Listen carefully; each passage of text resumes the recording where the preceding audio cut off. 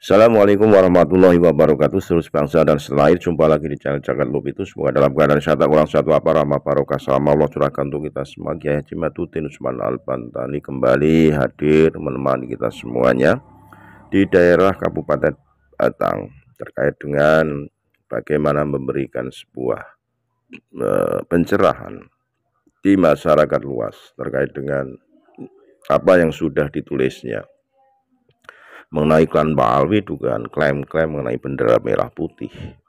Beliau mensejahterakan sejak dari Majapahit, bendera Nusantara adalah merah putih.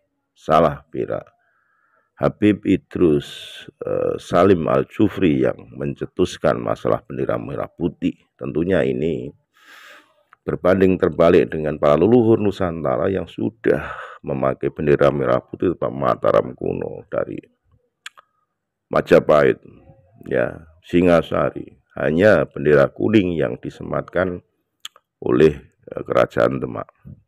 Kita simak videonya sekali lagi lah. Mohon maaf yang kami hormati Nusantara Militer. Assalamualaikum warahmatullahi wabarakatuh.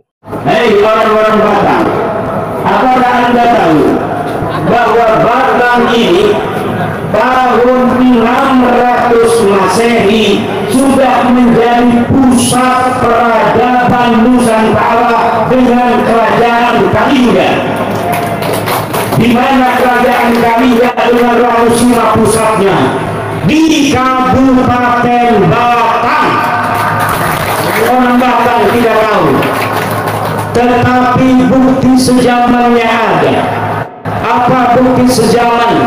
Sumber primer bagi Kabupaten Batang, putra putri Batang hari ini yang hidup di Kabupaten Batang merupakan keturunan dari kesatria-kesatria kerajaan Kalingga pada abad 600 Masehi.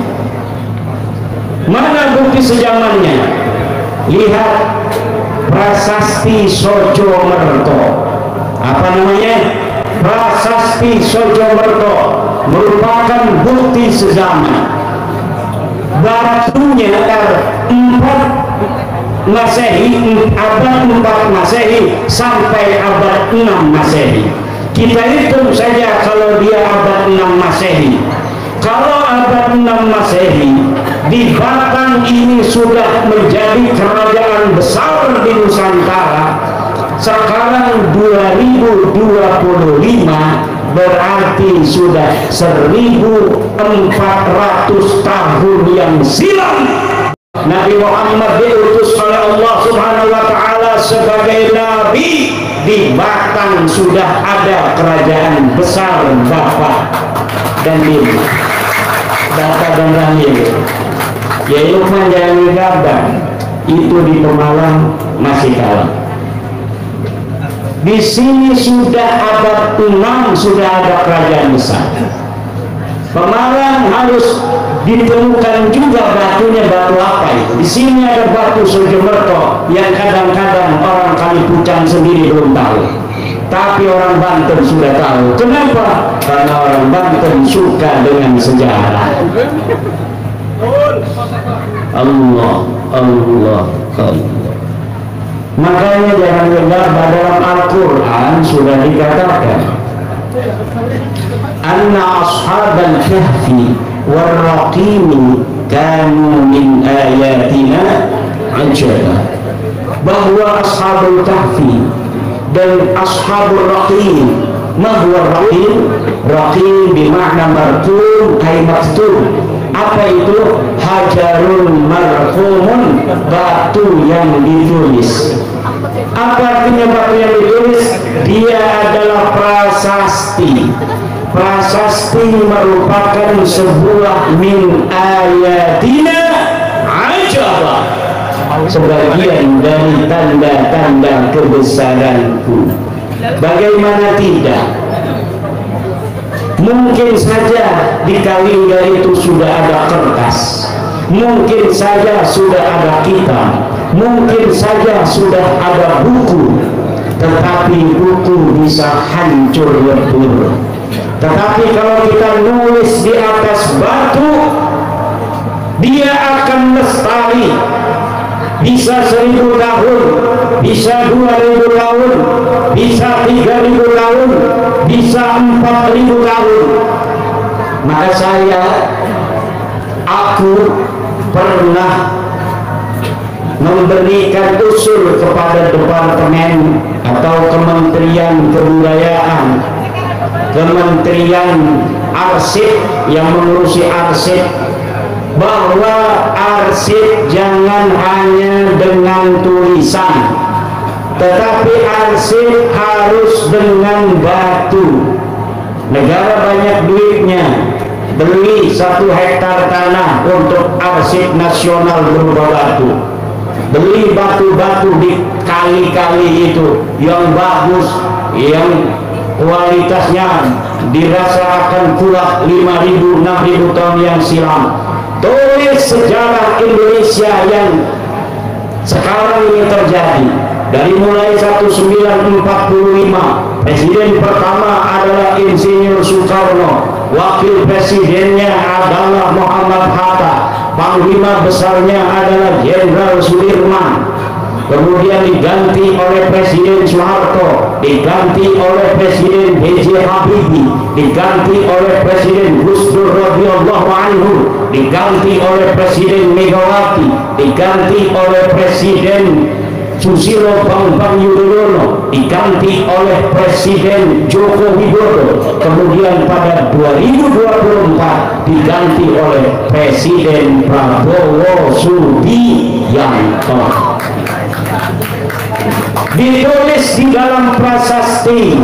Kemudian ketika ada lagi pergantian kepemimpinan, ditulis terus wahakada ila yaumil qiyamah. Nanti di suatu masa 2000 tahun yang silam, ketika peradaban telah berganti, mungkin saja batu-batu itu kemudian tertimbun oleh Gunung Merapi, tetapi suatu masa, suatu saat akan ditemukan dan akan kelihatan bagaimana sejarah masa lalu Indonesia tahun 2025 Masehi.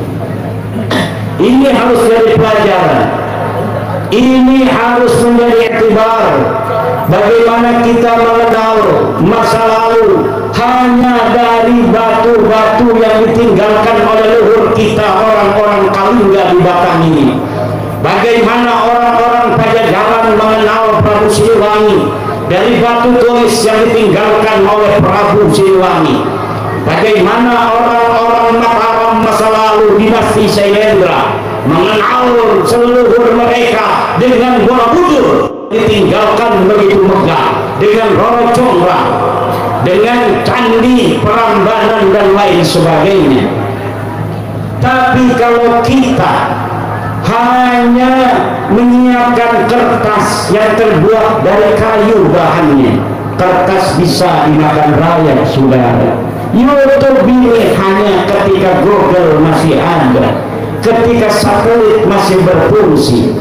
Bagaimana nanti kalau suatu saat, suatu masa terjadi perang nuklir antar galaksi, kita perang dengan alien, dihajar itu semua satelit-satelit kita, hancur lebur, kemudian Google, internet tidak ada lagi. Apa yang ada di YouTube pidato-pidato saya kemudian hilang. Betul nggak dia? Tulisan dimakan rakyat hilang. Apalagi kalau jadi bungkus gegodo, jadi bungkus bala-bala bakwan, akhirnya itu dibakar sebagai sampah. Tetapi kalau kita tulis batu, maka PWILS Kabupaten Batang, Jawa Tengah bikin prasasti, Panglima Nurman bikin prasasti tahun 2025. Aku menjadi Panglima Laskar Sabilillah Jawa Tengah, asalku dari Kendal. Nanti kalau anak cucunya membaca itu, daripada batu-batu itu akan timbul kebanggaan. Karena itu bagaimana cara kita mampu menundukkan sebuah bangsa, sehingga bangsa itu akan menjadi seperti bebek, seperti kambing yang dapat kita kendalikan, yang dapat kita jajah, yang dapat kita jadikan budak. Caranya adalah dengan menghancur leburkan sejarah masa lalu bangsa itu, sehingga mereka akan terputus dengan leluhurnya, sehingga mereka akan terputus dengan masa lalunya, dengan sejarahnya yang begitu besar, dengan sejarahnya yang begitu mengagumkan. Karena apa? Jiwa manusia, otak manusia memiliki memori. Dia sejak lahir akan mengenang apa yang dikatakan oleh orang tuanya. Apabila orang tuanya mengatakan suatu sejarah yang sebenarnya ini adalah sejarah palsu, maka yang akan diingat oleh dirinya adalah sejarah palsu sampai dia wafat kembali kepada Allah Subhanahu wa Ta'ala.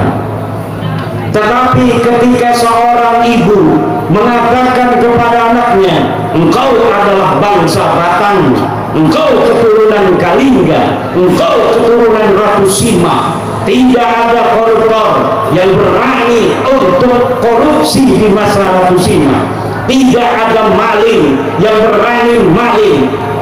Sepeda diletakkan di depan rumah, tidak akan ada yang mencuri kalau di zaman Ratu Sima. Kenapa? Karena Ratu Sima yang berasal dari Batang ini, saudara, jangankan orang lain, anak sendiri dieksekusi ketika dia melanggar hukum. Kalau kita belajar tentang keadilan hukum, belajar kepada orang Batang, karena mereka adalah keturunan Ratu Sima.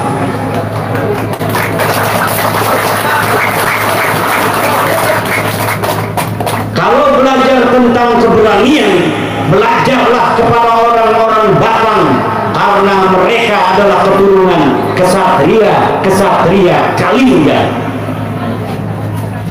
Kami tidak mengenal Kiai Kalingga apa, kita mengenai Batang sejaman pengen. Kenapa?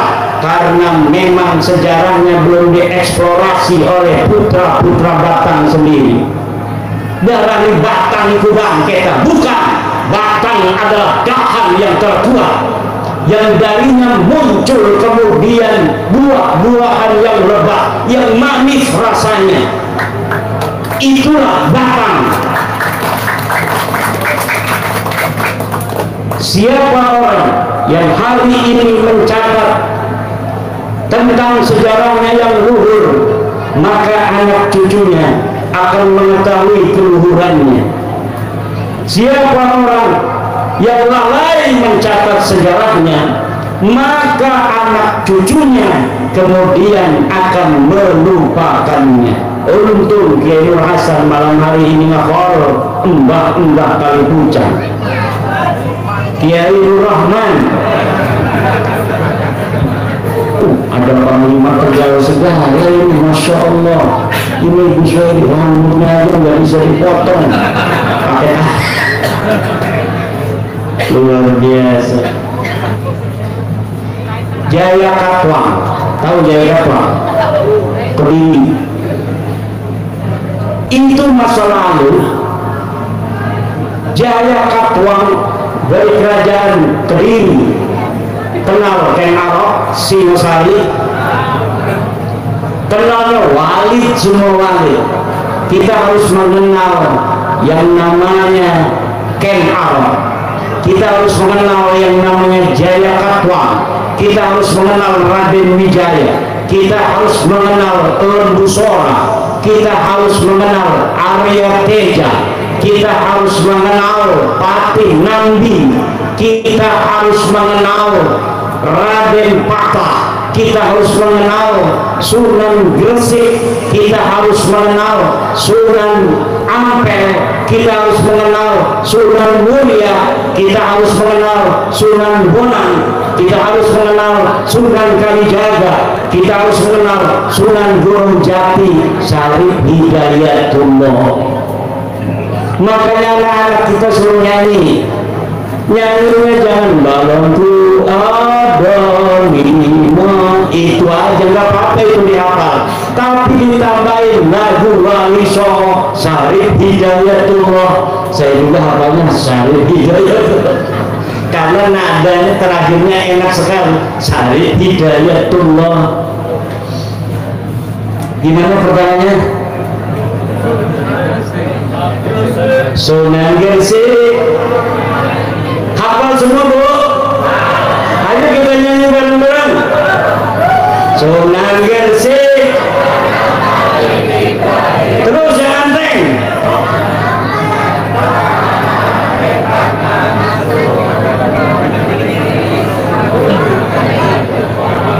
Tepuk tangan, luar biasa ini, alhamdulillah. Jaya Katwang pakai benderanya apa? Merah putih. Singasari pakai bendera apa? Merah putih. Kerajaan Mataram kuno pakai bendera apa? Merah putih. Kerajaan Surakarta setelah dia berpisah dengan saudaranya Jogja pakai bendera apa? Merah putih. Kerajaan Aceh pakai bendera apa? Merah putih. Kerajaan-kerajaan di Sulawesi, Bone, benderanya juga merah putih. Apa yang dibawa oleh Sisi Mangaraja ketika perang melawan Belanda? Apakah dia pakai bendera-bendera yang lain? Tidak. Dia memakai bendera merah putih.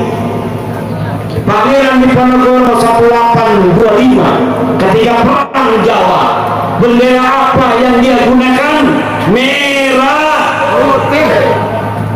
Majapahit benderanya apa? Merah. Kerajaan yang warnanya golkar itu cuma Banten sama Demak, warnanya kuning, namanya kerajaan golkar. Karena Banten itu anaknya Demak, jadi benderanya sama kuning, tapi yang lainnya merah putih. Makanya karena kebanyakan bendera-bendera Nusantara adalah merah putih, para depan di pader bangsa kita, Insinyur Soekarno, Muhammad Hatta, Husni Tamrin dan lain sebagainya, kemudian mensepakati bahwa bendera kita adalah merah